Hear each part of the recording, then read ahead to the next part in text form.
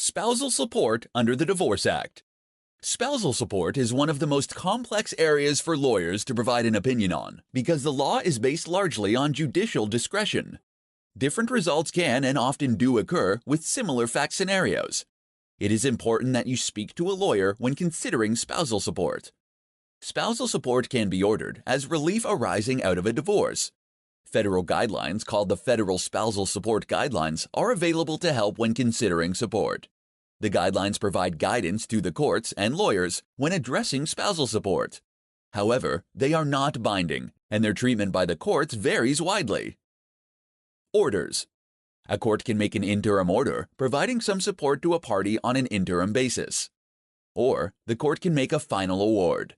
If the court makes an interim award, they can order a lump sum or periodic payment, pending a determination of the final award. The order can specify payment for a definite or indefinite period, or until an event occurs such as the sale of the matrimonial home. If the court is asked to make a final award, it can order a lump sum payable by either party or sums to be paid periodically. Factors the court considers when making a spousal support order.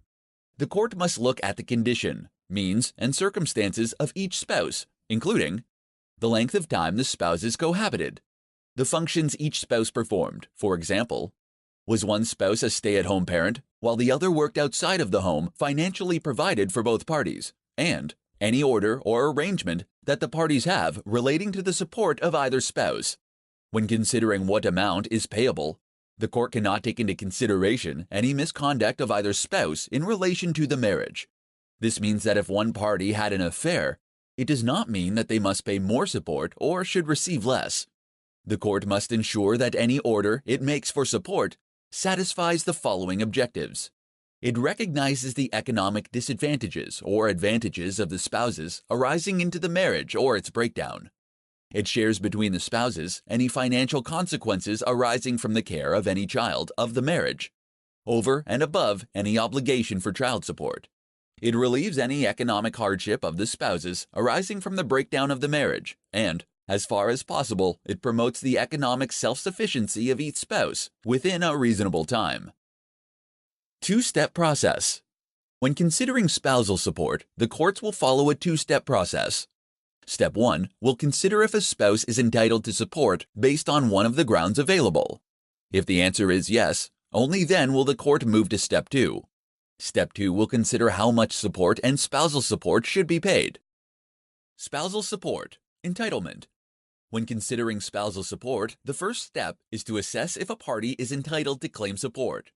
The court will look at three areas. Is a party entitled to compensatory support? Is a party entitled to non-compensatory support? Is a party entitled to contractual support? Compensatory entitlement.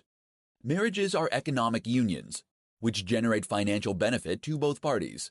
In many marriages, one spouse may have sacrificed a career or lost an economic opportunity to allow the family to benefit from the other spouse's income. For example, one party may have sacrificed their career, which may have been less lucrative to look after the children, and to allow the other party flexibility to pursue their career benefiting the family. As a result, if the marriage breaks down, the spouse who stayed at home or the spouse who sacrificed their career may seek compensation for support for the financial losses they have suffered.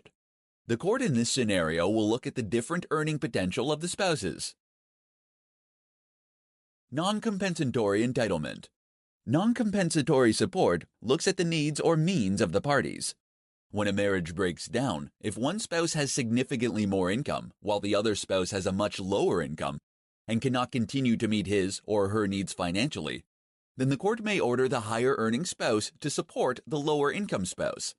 This can occur where one party will face hardship upon the breakdown of the marriage due to illness or a lack of education, and that person requires support to help them rehabilitate or to pursue an educational opportunity.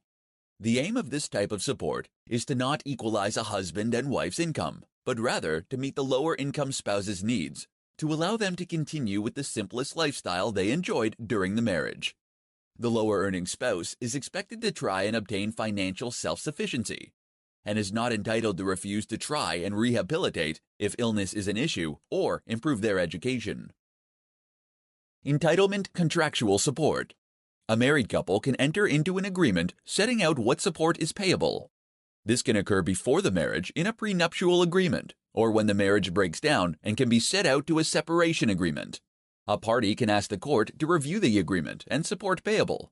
The court will look at all of the terms of the agreement before deciding whether to vary any support payable. Quantum.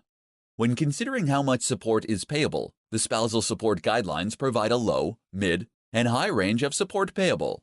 These amounts can vary widely. If you have been provided spousal support calculations by a lawyer, mediator, arbitrator, or divorce specialist, it is important to confirm if the following factors have been considered when the calculations have been prepared.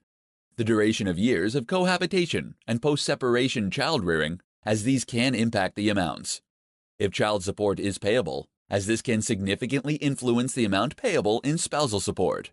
If child support is payable for Section 7 expenses such as school, daycare, extracurricular activities, as this can impact spousal support, as the income available for spousal support is reduced. Spousal support is taxable to the recipient and tax-deductible to the payer only if periodic payments are made by a court order or written agreement but not in a lump sum. If a lump sum is being calculated, consider the duration of the support as the interest rate that is being used in any calculation, in the contingency discount that is being applied. All these factors can influence the outcome of the amount of support payable.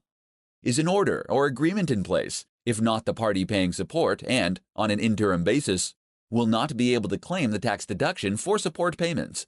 Is double dipping occurring? Is support being calculated from matrimonial assets that have been divided previously, for example, from pension payouts? The Rule of 65. For parties assessing how much support is payable who do not have children who require child support anymore, the Rule of 65 must be considered. The rule is, if the length of the relationship in years plus the recipient's age at the date of the party separation equals to or exceeds 65, indefinite support may be payable. This does not apply to marriages shorter than 5 years duration. What does indefinite support mean? Indefinite support is payable when a marriage lasts longer than 20 years or when the Rule of 65 applies. This does not mean that support is payable at a fixed rate until the person responsible for paying support dies. It means that no time limit is set at the time of the agreement, or order in the amount may be varied or terminated later. Parties can contract out of this indefinite support by agreement if one party pays an unequal division of matrimonial assets to the other party or a lump sum payment of support is made.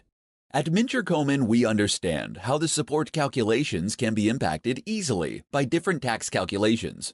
When incomes need to be grossed up to accurately reflect the income available, the difference between the with child and without child support calculation, and we understand the risk of double dipping with pension. At Mincher Koeman, we will assist you to navigate this area of the law to achieve an equitable outcome.